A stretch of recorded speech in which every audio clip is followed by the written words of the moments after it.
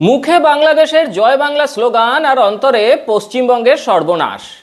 যে দল দেশের প্রধানমন্ত্রীকে পর্যন্ত বহিরাগত বলে বেলাগাম আক্রমণ করে, সেই তৃণমূলই আজ কেন বাংলার ভূমিপুত্রদের ঘাড়ের ওপরে বসিয়ে দিচ্ছে অবাঙালিদের? বাঙালি কি আজ নিজের রাজ্যেই পরবাসী? বাংলার মেধা, বাংলার যোগ্যতা আর বাংলার লড়াইকে বুড়ো আঙুল দেখিয়ে কেন অবাঙালিদের জনপ্রতিনিধি করছে তৃণমূল? পশ্চিমবঙ্গ থেকে লোকসভা বা রাজ্যসভায় অবাঙালিদের বড় সংখ্যায় কেন পাঠাচ্ছে তৃণমূল? 2024-এর লোকসভা থেকে 2026 সালের রাজ্যসভা তৃণমূলের প্রার্থী তালিকায় কেন ব্রাত্য বাংলার ঘরের সন্তানরা? এমনকি যার পরিবারের বিরুদ্ধে বিহার থেকে 50,000 বাঙালিকে তাড়ানোর অভিযোগ রয়েছে, তাকেও কেন সাংসদ বানালো ঘাসফুল শিবির? আজ পর্দা ফাঁস করব সেই সত্যের, যা শোনা প্রতিটা বাঙালির কর্তব্য বলেই মনে করি। শেষ পর্যন্ত দেখুন ভিডিওটি। ভালো লাগলে আমাদের চ্যানেলটিকে সাবস্ক্রাইব করুন। নমস্কার, আমি শুভ্র চট্টোপাধ্যায় আর আপনারা দেখছেন মাধ্যম। তৃণমূল কংগ্রেস সম্পূর্ণভাবে একটা মমতা কেন্দ্রিক দল। মমতা বন্দ্যোপাধ্যায়ের কাছে একটাই লক্ষ্য, যে কোনো মূল্যে ক্ষমতা ধরে রাখা এবং ব্যক্তি স্বার্থ চরিতার্থ করা। সেই স্বার্থ পূরণের জন্য তিনি সব কিছুই করতে পারেন। ক্ষমতায় টিকে থাকতে তিনি যেমন রোহিঙ্গা অনুপ্রবেশকারীদের আশ্রয় দিতে পারেন, তেমনি পশ্চিমবঙ্গের মৌলবাদী শক্তিগুলোকেও তোল্লা দিতে পারেন। ক্ষমতা ধরে রাখার স্বার্থে দুর্নীতিগ্রস্ত মানুষদেরও তিনি নিজের পরিবৃত্তে জায়গা দেন। একইভাবে বাঙালি ভূমিপুত্রদের বঞ্চিত করে অবাঙালিদেরও সাংসদ করেন তিনি। অথচ বাইরে থেকে বড় বড় স্লোগান বানানো হয়, বাঙালির দল, বাংলা নিজের মেয়েকেই চায়, বাংলার গর্ব মমতা ইত্যাদি। ইংরেজিতে একে বলে হিপোক্রেসি, বাংলায় এক কথায় বলে ভণ্ডামি। পশ্চিমবঙ্গ থেকে বাঙালি সন্তান প্রণব মুখার্জি দীর্ঘদিন দিল্লিতে কেন্দ্রীয় মন্ত্রী হিসেবে দায়িত্ব পালন করেছেন এবং শেষ পর্যন্ত দেশের রাষ্ট্রপতি পর্যন্ত হয়েছেন। নরেন্দ্র মোদী সরকার তাকে ভারতরত্ন সম্মানে ভূষিত করেছে।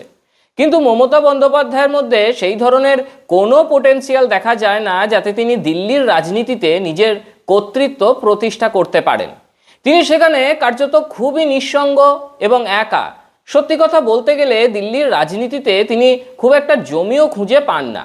তাই একে তাকে ধরে কোনোভাবে তাকে দিল্লি সামলাতে হচ্ছে। আর যাদের দিয়ে তিনি সেই দিল্লি সামলাতে চাইছেন, তা সে হায়দ্রাবাদের আইনজীবী মেনকা গুরুস্বামী হোক, অথবা তৃণমূলের রাজ্যসভা সাংসদ তথা গুজরাটের বাসিন্দা সাকেত গোখলেই হন। তাদের কারো রাজনৈতিক ওজন খুব বেশি নয়, তবু এই মানুষগুলি মমতা বন্দ্যোপাধ্যায়ের কাছে গুরুত্বপূর্ণ। কেন গুরুত্বপূর্ণ? কারণ মমতা বন্দ্যোপাধ্যায়ের সামনে কার্যত অন্য কোনো বিকল্প নেই। একজন রাজ্যের মুখ্যমন্ত্রী হিসেবে দেশের রাজনীতিতে প্রাসঙ্গিক থাকতে গেলে লোকসভা বা রাজ্যসভায় তার হয়ে কথা বলার মতো লোকজন দরকার। কিন্তু এই রাজ্যে তৃণমূলের মধ্যে সেই মেধা বা প্রতিভার ঘাটতি একেবারে স্পষ্ট। কারণ তৃণমূলের যে সমস্ত নেতামন্ত্রীদের নাম সামনে আসে, তা তাদের বাগ্মিতা কিংবা স্বচ্ছ ইমেজের জন্য আসে না। সেটা আসে কি জন্য? চাল চুরি, গরু চুরি, কয়লা চুরি, চাকরি চুরি, অথবা যে কোনো চুরির কারণে। আর ঠিক এই জায়গাতেই মমতা বন্দ্যোপাধ্যায় বাঙালিয়ানার সঙ্গে আপোষ করেন। এক্ষেত্রে তিনি হাত মেলান বাঙালি বিরোধী শক্তির সঙ্গেও। 2024 সালের বর্ধমান দুর্গাপুর লোকসভা কেন্দ্রের প্রার্থী করা হয় কীর্তি আজাদকে। এই কীর্তি আজাদ এমন এক পরিবারের সন্তান, যার বাবা ভাগবজ্জা আজাদ একসময় বিহারের কংগ্রেসের মুখ্যমন্ত্রী ছিলেন।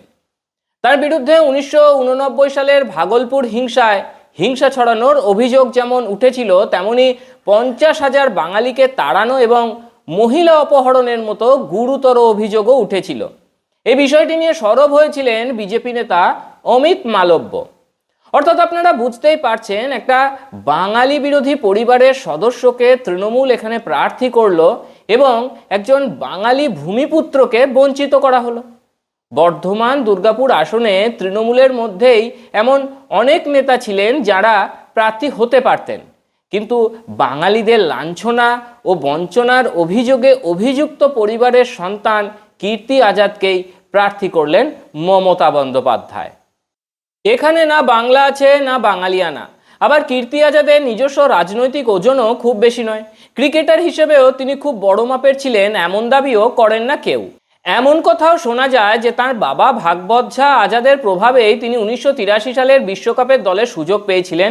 সেই বিশ্বকাপ ফাইনালে কীর্তি আজাদ 3টি বল খেলে 0 রান করেছিলেন একমাত্র ক্রিকেটার হিসাবে। এরপর রাজনীতিতেও কীর্তি আজাদকে দেখা গেছে কখনো কংগ্রেসে, কখনো বিজেপিতে, আবার কখনো তৃণমূলে। এইভাবে তিনি দল বদল করে ঘুরতে থাকেন। মমতা বন্দ্যোপাধ্যায়কে দিল্লির রাজনীতিতে নিজেকে প্রাসঙ্গিক রাখতে তাই বেছে নিতে হলো কীর্তি আজাদকে। কীর্তি আজাদ নিজে অপ্রাসঙ্গিক হলেও মমতার কাছে প্রাসঙ্গিক, কারণ কীর্তি আজাদ হিন্দিতে কথা বলতে পারেন। হোক না বাঙালি বিরোধী, তাতে মমতার ক্ষতি কি?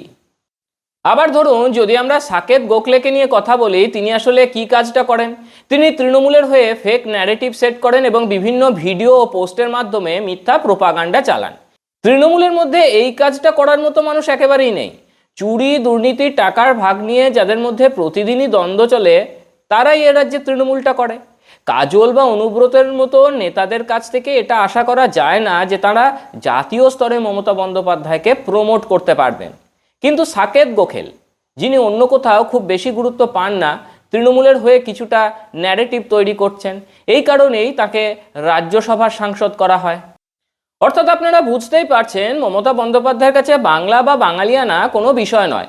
ক্ষমতায় টিকে থাকতে তিনি যেমন রোহিঙ্গা অনুপ্রবেশকারী, মৌলবাদী শক্তি কিংবা দুর্নীতিগ্রস্তদের পাশে রাখতে পারেন, তেমনি বাঙালি বিরোধী অভিযোগে অভিযুক্ত মানুষদেরও তিনি সাংসদ বানাতে পারেন। বাঙালি ভূমিপুত্রদের বঞ্চিত করে তিনি এটা করতে পারেন। প্রাক্তন পুলিশ কর্তা রাজীব কুমারকেও তিনি রাজ্যসভায় পাঠিয়েছেন। এই রাজীব কুমারের পরিচয় কি? রাজীব কুমার আদতে উত্তরপ্রদেশের বাসিন্দা। সেখানেই তার বড় হওয়া, সেখানেই তার পড়াশোনা, সব কিছুই।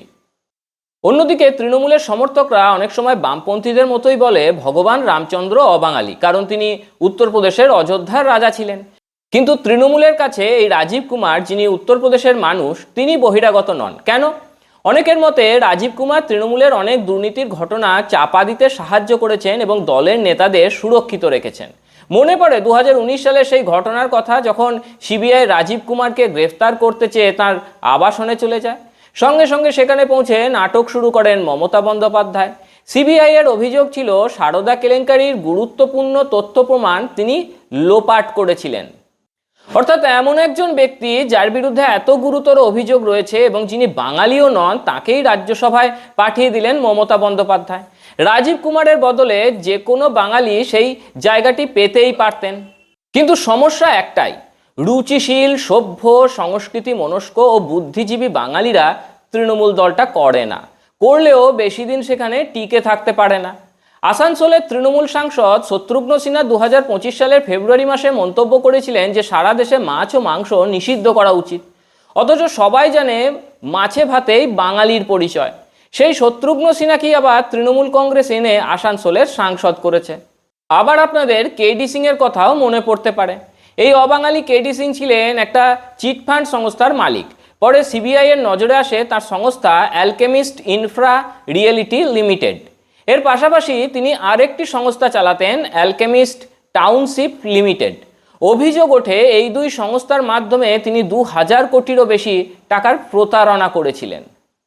আবার ধরুন, এসআইআর শুরু হতেই মমতা বন্দ্যোপাধ্যায় তার বিরোধিতা শুরু করেন। প্রকাশ্যেই তিনি বলতে থাকেন যে কারো নাম বাদ দেওয়া চলবে না। আজব দাবি।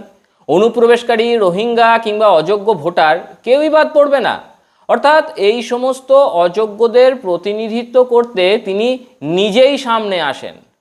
এই বিষয়টি নিয়ে যখন সুপ্রিম কোর্টে মামলা করা হয়, তখন সেই মামলায় গুরুত্বপূর্ণ ভূমিকা পালন করেন আইনজীবী মেনকা গুরুস্বামী। আর এসআইআর বিরোধিতায় তার ভূমিকার পরই মমতা বন্দ্যোপাধ্যায় তাকে রাজ্যসভায় পাঠান। তার বদলে কোনো বাঙালি সন্তানকেও সেখানে পাঠানো যেত, কিন্তু তেমনটা করেননি মমতা বন্দ্যোপাধ্যায়। বহরমপুর লোকসভা কেন্দ্রের কথাটাই একবার চিন্তা করুন আপনারা। সেখানে তৃণমূল দাঁড় করালো ইউসুফ পাঠানকে। গুজরাট থেকে উড়িয়ে নিয়ে আসা হলো তাকে। কোনো বাঙালি মুসলমান কি ছিল না তৃণমূলে, যিনি বহরমপুরে দাঁড়াতে পারতেন? সুতরাং গোটা চিত্রটা আজ পরিষ্কার। মমতা বন্দ্যোপাধ্যায়ের রাজনীতিতে বাঙালিয়ানা শব্দটা স্রেফ একটা ভোটের কৌশল, একটা মোড়ক মাত্র। ভেতরে যা আছে তা হলো ক্ষমতার চরম লোভ আর বাংলার স্বার্থকে বিসর্জন দেওয়ার এক দীর্ঘ খতিয়ান। যে প্রণব মুখোপাধ্যায় দিল্লির দরবারে সসম্মানে বাঙালির মাথা উঁচু করেছিলেন, তার উত্তরসূরি হিসেবে মমতা বন্দ্যোপাধ্যায় আজ বেছে নিচ্ছেন কাদের? চিটফান্ড কেলেঙ্কারিতে অভিযুক্ত কেডি সিং, বাঙালি বিতরণের অভিযোগে বিদ্ধ পরিবারের সন্তান কীর্তি আজাদ, কিংবা বাঙালির মাছ ভাত খাওয়ার সংস্কৃতিকে আঘাত করা শত্রুঘ্ন সিনহাদের। একদিকে দুর্নীতির দায়ে জেলবন্দি তৃণমূলের তথাকথিত ভূমিপুত্র নেতারা, আর অন্যদিকে দিল্লির রাজনীতিতে প্রাসঙ্গিক থাকতে আমদানিকৃত এই অবাঙালি বাহিনী।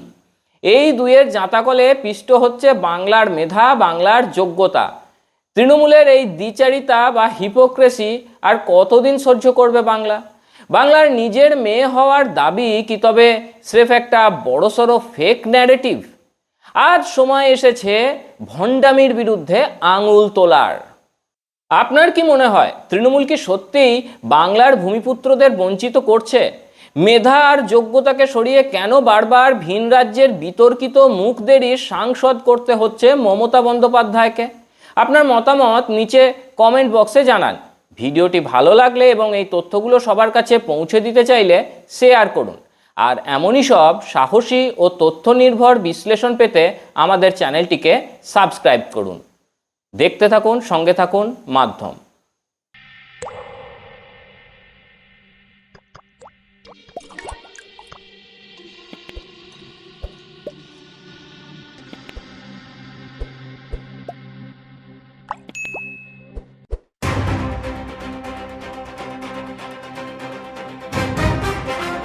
मोदी जी का विजन और उसे धरातल पर उतारने का संकल्प, डॉक्टर मोहन यादव का मिशन, प्रगति की नींव सड़क।